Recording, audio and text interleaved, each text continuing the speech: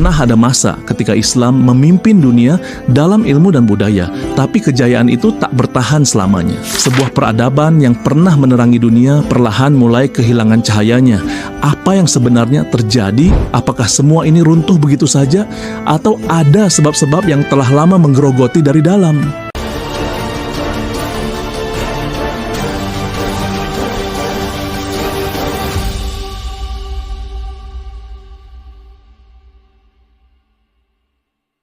Di awal abad ke-13, bayang-bayang gelap mulai merayap.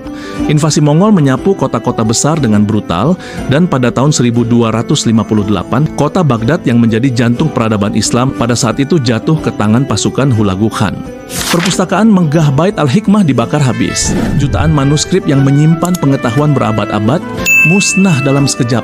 Air sungai Tigris menghitam oleh tinta buku-buku yang dibuang ke sungai dan memerah oleh darah para ilmuwan dan ulama yang dibantai tanpa ampun.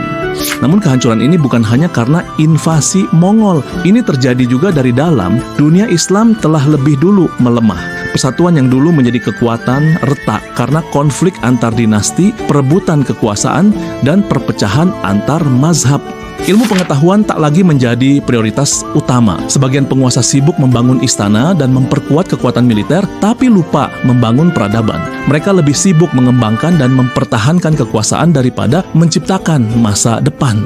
Fanatisme mulai mengalahkan ilmu pengetahuan. Filsafat dan logika yang dulu dijunjung tinggi mulai dianggap sebagai ancaman. Sains mulai dipinggirkan, bahkan dituduh menyesatkan. Banyak karya-karya agung yang dulu dikagumi perlahan-lahan dikubur dalam diam. Dunia yang pernah menjunjung tinggi pena dan buku perlahan-lahan mulai membungkam.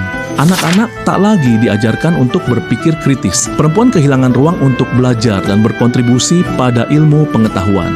Ruang terbuka yang dulu dipenuhi diskusi intelektual berubah menjadi ruang yang membisu di bawah tekanan dogma. Dan seiring waktu, pusat-pusat ilmu yang dulu bersinar terang satu persatu mulai padam. Peradaban yang pernah jadi mercusuar dunia kini hanya tinggal bayangan. Namun dari kisah kejatuhan ini, kita tak hanya bisa mengenang masa lalu, tetapi juga belajar darinya. Bahwa kejayaan betapapun megahnya bisa runtuh jika kehilangan akarnya, yaitu ilmu, keterbukaan, dan semangat mencari kebenaran.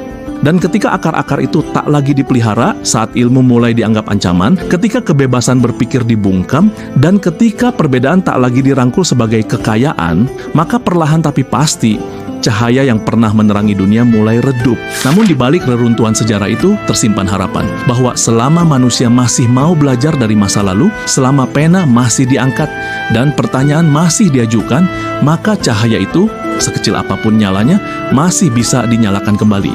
Sebab peradaban besar tak benar-benar mati, ia hanya tertidur menunggu untuk dibangkitkan. Karena sejarah bukan hanya untuk dikenang, tapi untuk dijadikan pelajaran, agar kesalahan tak terulang dan kejayaan bisa dibangun kembali dengan fondasi yang lebih kuat dari sebelumnya. Demikianlah pembahasan zaman keemasan Islam. Dari awal kebangkitan yang penuh harapan, menuju puncak kejayaan yang menerangi dunia, hingga kejatuhan yang menyisakan pelajaran berharga. Jangan lupa like, komen, dan subscribe untuk kisah menarik lainnya.